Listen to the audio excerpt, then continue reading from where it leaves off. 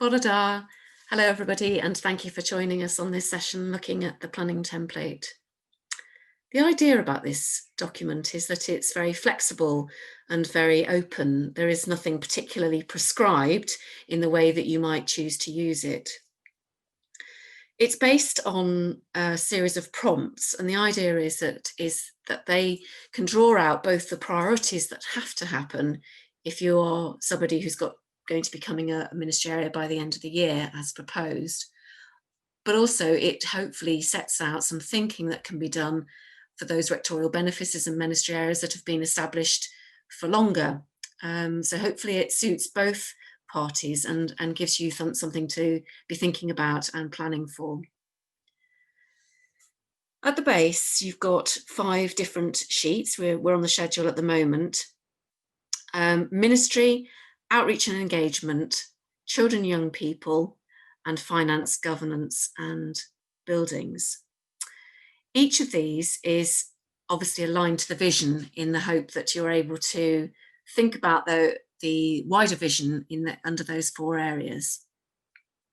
If I show you what I mean by the prompts, here's the ministry sheet, and at the top you've got gathering information, which is something you might feel that's very useful to do right now. You might feel that you've got that under control and you pretty much know all of this, in which case perhaps think about the understanding the capacity before going on to discerning. Obviously, some groups will find themselves much more over to the right-hand side. That doesn't really matter where you start, but actually the only key thing to point out is that these numbered boxes don't actually read across the row. It just has to be read down the columns. So they don't actually match if you read them. So don't fall into that trap. Outreach is similar. We'll just turn to that page. Again, that progression of thinking and building, and again at the end, linking it back to our vision about how do we ultimately then tell the joyful story, grow the kingdom of God and build our capacity for good.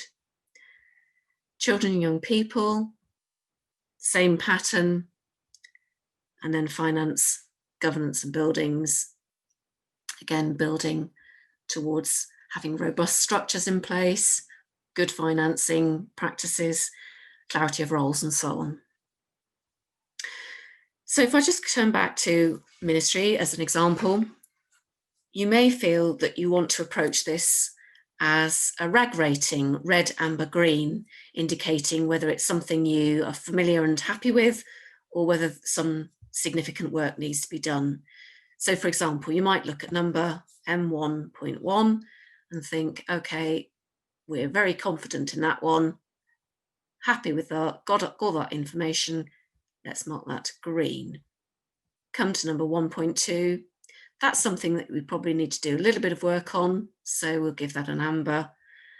And 1.3, we don't know anything about that, so that probably is going to be a priority for us to get going. And you might choose to look at the whole document in that way.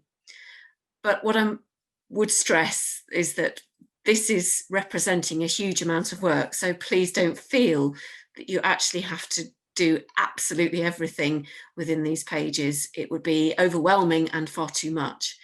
So really, it would be probably be a case of looking yourselves and spending time just thinking through where your priorities might just lie.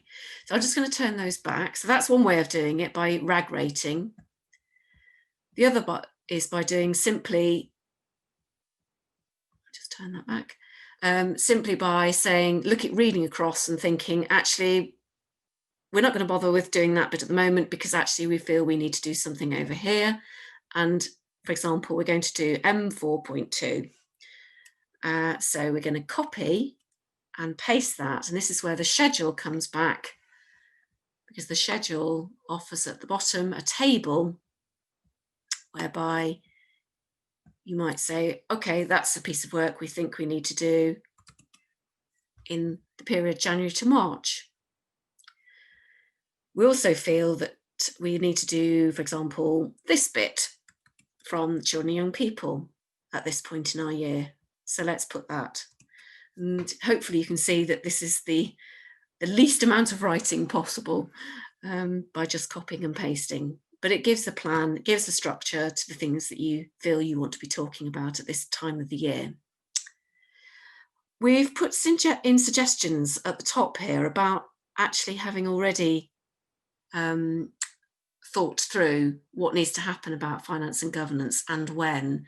So these ones that are already suggested for you have been put under the right period of time according to really when these things need to get done. And they correspond to the items on the finance, governance and buildings page. So for example, where it says gather information about our current resources under January to March 2021, that corresponds on the finance, governance and buildings pages to this one here, FGB 1.1 and 1.2, 1.3 and so on.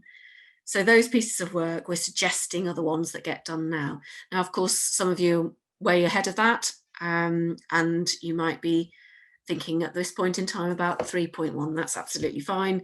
I think what we're trying to say in the schedule is really you should have got all this done by this period. Especially it becomes obviously more time pressured when you get to October to December.